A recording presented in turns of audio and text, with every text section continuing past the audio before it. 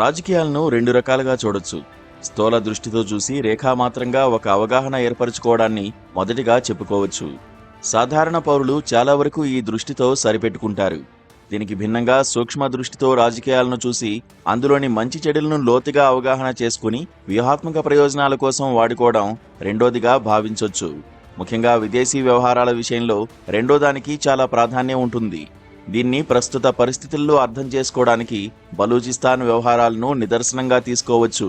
కశ్మీర్ సమస్యను పాకిస్తాన్ అంతర్జాతీయ వేదికల మీద లేవనెత్తినప్పుడల్లా బలూచిస్తాన్లో మీరేం చేస్తున్నారంటూ భారత్ తరపు నుంచి ప్రశ్నించడం ఇటీవల ఎక్కువైంది. సాక్షాత్తు ప్రధాని నరేంద్ర మోదీ కొన్నాళ్ల క్రితం పాకిస్తాన్ను ఇలాగే హెచ్చరించారు. పహల్గాం దారుణం అనంతరం బలూచిస్తాన్ వేర్పాటువాదులు పాక్ భద్రతా దళాలపై దాడులను ముమ్మరం చేశారు. కొంత ప్రాంతం పాక్ నుంచి విముక్తం అయినట్లు ప్రకటించారు. అంతకుముందు జాఫర్ ఎక్స్ప్రెస్ రైలును నిర్బంధించి పాక్ సైన్యంతో ముఖాముఖి తలపడ్డారు. అటు ఇటు చాలా ప్రాణ నష్టం అనంతరం మాత్రమే పాక్ భద్రతా దళాలు పరిస్థితిపై పట్టు సాధించినట్లు ప్రకటించుకున్నాయి. ఈ తరహా హింసాత్మక చర్యలు బలూచీ చరిత్రలో కొత్తవి కావు. 1948 నుంచి ఇప్పటి వరకు ఏదో రూపంలో కొనసాగుతూనే ఉన్నాయి.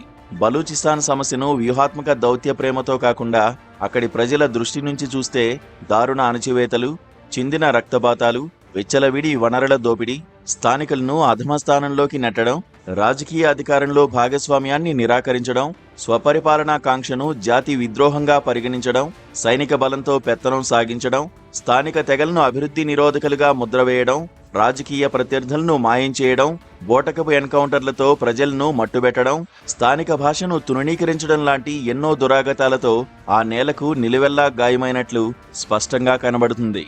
పాక్కు బలూచిస్తాన్ పక్కలో బల్లెంలా మారడం మనలో కొందరికి సంతోషం వేయవచ్చు. అక్కడి ప్రభుత్వ వ్యతిరేక ప్రతిఘటనా రాజకీయాలకు వివిధ రూపాల్లో సహాయాన్ని అందించడం మన దౌత్య వ్యూహ చాతుర్యంగా భావించవచ్చు.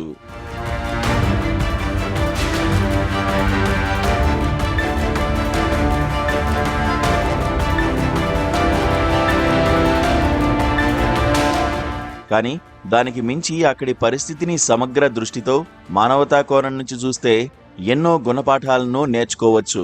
స్వపాలన ఆకాంక్షలను, జాతి గుర్తింపు కోసం చేసే ప్రయత్నాలను బలప్రయోగంతో అణచివేస్తే తీవ్రవాదాలు పుట్టుకొచ్చి పరిస్థితిని ఎంత భయంకరంగా మార్చుతాయో తెలుసుకోవచ్చు.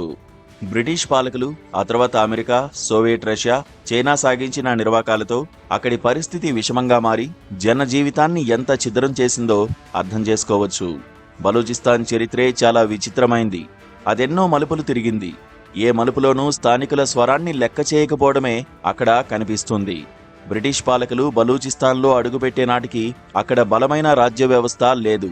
తెగల సమాహారంగా సమాజం ఉండేది. తెగల నాయకులు, పెద్దలు చెప్పిందే చెల్లుబాటయ్యేది. పన్నులను, శిస్తులను కూడా వాళ్లే నిర్ణయించేవాళ్లు. సున్నీ ముస్లిం మతం ప్రబలంగా ఉన్నా అది తెగల హద్దులను దాటి అందరినీ ఏకం చేసే స్థాయికి చేరలేదు. మతం జాతీయతా భావాన్ని కలగజేయలేదు.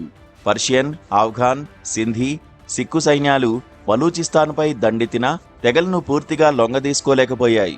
తెగల నుంచి కప్పం వసూలు చేసుకుని వాటి అంతర్గత విషయాల్లో పెద్దగా జోక్యం చేసుకోని పరిస్థితే ఉండేది. 18వ శతాబ్దంలో మాత్రమే తెగలను ఒక రాజ్య వ్యవస్థ కిందకు సమీకరించే ప్రయత్నాలు మొదలయ్యాయి.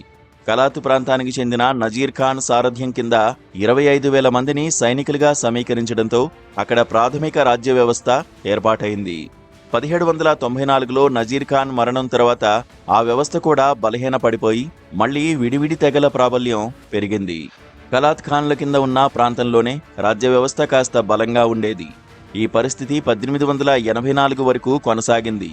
ఆ ఏడాది బ్రిటిష్ వలస పాలకులు బలూచిస్తాన్ను మొత్తంగా స్వాధీనంలోకి తెచ్చుకున్నారు. బ్రిటిష్ సైన్యం రాకపోకలకు, రవాణా అవసరాలకు వారికి బలూచిస్తాన్ కావాల్సి వచ్చింది. అందుకోసం కలాత్ పాలకుడితో ఒప్పందం కుదుర్చుకున్నారు. దాన్ని కొన్ని తెగలు గుర్తించకుండా బ్రిటిష్ వారికి అడ్డంకులు సృష్టించాయి. దీన్ని సాకుగా తీసుకుని కలాత్ మీద దాడి చేసి అక్కడి ఖాన్ను చంపేశారు. బలూచిస్తాన్ను 7 ముక్కలు చేశారు. 2 ముక్కలను ఇరాన్, ఆఫ్ఘనిస్తాన్లో కలిపారు. 3వ భాగాన్ని బ్రిటిష్ బలూచిస్తాన్ పేరుతో తమ స్వాధీనంలో ఉంచుకున్నారు. మిగతా 4 ముక్కల్లో కలాత్ కింద కొంత భాగాన్ని, మిగిలిన 3 ముక్కలను 3 చిన్న సంస్థానాల కింద విభజించారు. దేశ విభజన నాటికి బలూచిస్తాన్ను ఏం చేయాలన్న ప్రశ్న వచ్చినప్పుడు బ్రిటిష్ పాలకులు గతంలో ఇరాన్, ఆఫ్ఘనిస్తాన్లో తాము కలిపేసిన ప్రాంతాల గురించి ఆలోచించలేదు. భారత్ పాకుల్లో దేంట్లోనైనా చేరేందుకు అందుకు ఇష్టం లేకపోతే స్వతంత్రంగా ఉండేందుకు అప్పటి సంస్థానాలకు స్వేచ్ఛనిచ్చారు. 3 చిన్న సంస్థానాలు పాకిస్తాన్లో చేరడానికి అంగీకరించిన కలాతు పాలకుడు స్వతంత్రంగా ఉండడానికే నిర్ణయించుకున్నాడు. 1947 ఆగస్టు 15న స్వతంత్ర పాలకుడిగా తనను ప్రకటించుకున్నాడు. ఎంతో ఒత్తిడి వచ్చినా రక్షణ, విదేశీ వ్యవహారాలు మినహా మిగతా వ్యవహారాల్లో స్వయం నిర్ణయాధికారాన్నే కోరుకోవడంతో 1948 ఏప్రిల్లో పాక్ సైనిక చర్యను చేపట్టి విలీనం చేసుకుంది. 1947కు ముందు నుంచి కూడా ప్రత్యేక దేశంగా ఉండడానికి బలూచీలు గట్టిగానే ప్రయత్నించారు. పాక్లో బలవంతంగా కలిపేసుకున్న ఒక రాష్ట్రంగా సొంతంగా వ్యవహారాలు నడిపే హక్కుని కూడా ఇవ్వకపోవడంతో బలూచీల విషాదం మొదలైంది. బలూచీల హక్కులను నిరాకరించడం పాక్ వ్యవస్థాపకుడైన జిన్నాతోనే మొదలైంది. బలూచిస్తాన్ని నియంత్రించడానికి తన నేతృత్వంలో ఒక సలహా మండలిని ఏర్పాటు చేసుకున్నారు. సర్వాధికారాలు కేంద్రం గుప్పిట్లో పెట్టుకునే వ్యవహారాలు అట్లా ఆనాడు మొదలయ్యాయి. అయ్యూబ్ ఖాన్ సైనిక పాలనలో దేశం మొత్తాన్ని 2 విభాగాలుగా చేశారు. దాన్నే 1 యూనిట్ స్కీమ్గా పిలిచేవారు. తూర్పు బెంగాల్ను ఒక యూనిట్గా, పశ్చిమ ప్రాంతాలను మరో యూనిట్గా పరిగణించడంతో రాష్ట్రాల హక్కులన్నీ హరించుకుపోయాయి. ఆ పరిస్థితిని వ్యతిరేకిస్తూ బలూచిస్తాన్లో మొదలైన ప్రతిఘటనను సైన్యంతో అణిచివేశారు. 1962లో వామపక్ష అనుకూల జాతీయవాదులకు ఆ పరిస్థితి తప్పలేదు. 1973 నుంచి 1977 వరకు సాగిన అణచివేత బలూచిస్తాన్ చరిత్రలోనే అత్యంత ఘోరమైంది. 5300 మంది గెరిల్లాలు, 3300 మంది సైనికులు మరణించారు. పౌరుల మరణాలకు లెక్కే లేదు. 55,000 బలూచీలు ఆయుధాలు పట్టుకున్నారు.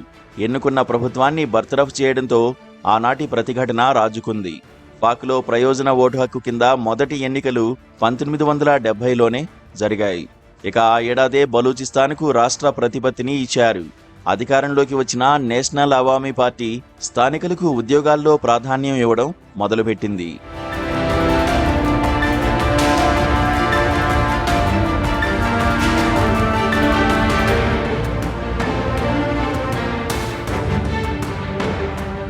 బలూచి ఆకాంక్షలను ఒక్కొక్కటిగా తీర్చడానికి అడుగులు వేయడం ప్రారంభించింది.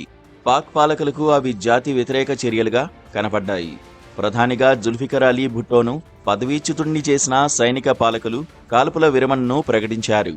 1979లో ఆఫ్ఘనిస్తాన్లో రష్యా సేనల ప్రవేశంతో పరిస్థితి మారిపోయింది. బలూచీల పోరాటం వెనుకపట్టు పట్టింది. 1999లో ముషారఫ్ సైనిక పాలన రావడంతో మళ్లీ చిచ్చురగిలింది. చైనా పాక్ ఎకనమిక్ కారిడార్లో భాగస్వామైన గ్వాదర్ పోర్టు నిర్మాణంతో మొత్తం కారిడార్పైనే వ్యతిరేకత తలెత్తింది. స్వదేశీ విదేశీ పెత్తనాలపై బలూచీల పోరాటం మళ్లీ ఉధృతమైంది. 2005 నుంచి పరిస్థితి రగులుతున్న రాక్షసి బొగ్గులాగానే తయారైంది. ఒకప్పుడు తెగల నాయకుల నుంచి నాయకులు, గెరిల్లాలు వస్తే 2 దశాబ్దాల నుంచి మధ్యతరగతి నగరజీవుల నుంచి ఆందోళనకారులు పుట్టుకొస్తున్నారు. రకరకాల పేర్లతో బలూచీ విముక్తి దళాలు రంగంలోకి వచ్చాయి. ప్రభుత్వ ఆస్తుల ధ్వంసం, కిడ్నాపులు, ఆత్మాహుతి దాడులు, భద్రతా దళాలపై బాంబులు వేయడం నిత్య కృత్యంగా మారిపోయాయి. ఆఫ్ఘాన్ సరిహద్దులోని పగ్ఠాన్ ప్రజల్లో ప్రాబల్యాన్ని పెంచుకున్న తాలిబాన్ తీవ్రవాదం, బలూచీల తిరుగుబాటు పాక్ పాలిట ప్రస్తుతం పెను సమస్యలుగా మారాయి. అధికారంలో ఏళ్లపాటు ప్రాతినిధ్యం లేకుండా చేసి ఆర్థికంగా అట్టడుగుకు నెట్టేస్తే ఉత్పన్నమయ్యే పరిణామాలకు సూచికగా బలూచిస్తాన్ను నిదర్శనంగా పేర్కొంటూ ఎన్నో విశ్లేషణలు వచ్చాయి. పాక్లో విస్తీర్ణం పరంగా బలూచిస్తానే పెద్ద రాష్ట్రం. కానీ జనాభా పరంగా దిగువన ఉంది. నిరుద్యోగం, నిరక్షరాస్యత ఎక్కువ, తలసరి ఆదాయం తక్కువ, నీటి సౌకర్యాలు అంతంత మాత్రమే, వ్యవసాయంపై ఆధారపడటం కష్టం, పశుపోషణే ఒకప్పుడు ప్రధానంగా ఉండేది, సహజ వాయువు, ఖనిజ వనరులు, ముడి చమురు నిల్వలు మాత్రం పుష్కలంగా ఉన్నాయి. వీటిపై వచ్చే రాయల్టీల్లో సింహభాగం ఇప్పటికీ పంజాబీ, సింధీలే తన్నుకుపోతున్నారు. ఉన్నత సాధారణ ఉద్యోగాల్లోనూ పంజాబీ, సింధీలదే ఆధిపత్యం. వ్యాపార పరిశ్రమలు వీరి చేతుల్లోనూ ఉన్నాయి. ఇక మిలిటరీలో పంజాబీల గుత్తాధిపత్యానికి తిరుగులేదు. బలూచీ చరిత్ర చెప్పే సత్యం ఒక్కటే: రాజకీయ, ఆర్థిక అధికారాల్లో సముచిత ప్రాతినిధ్యం ఇవ్వకుండా రాష్ట్రాల అధికారాలకు కత్తెర వేస్తూ, జాతీయ సమగ్రత పేరుతో ప్రాంతీయ ఆకాంక్షలను నేలరాస్తూ, వేర్పాటువాదులుగా ముద్రలు వేస్తూ, సైనిక బలంతో సమస్యలను పరిష్కరిద్దామనే వ్యూహం లెక్కలేనన్ని విపరిణామాలకు దారితీస్తుంది. హింసనే నమ్ముకునే విపరీత భావజాలాలను సృష్టిస్తుంది. బలూచిస్తాన్ అనుభవం నుంచి మనం నేర్చుకోవాల్సిన గుణపాఠం అదే.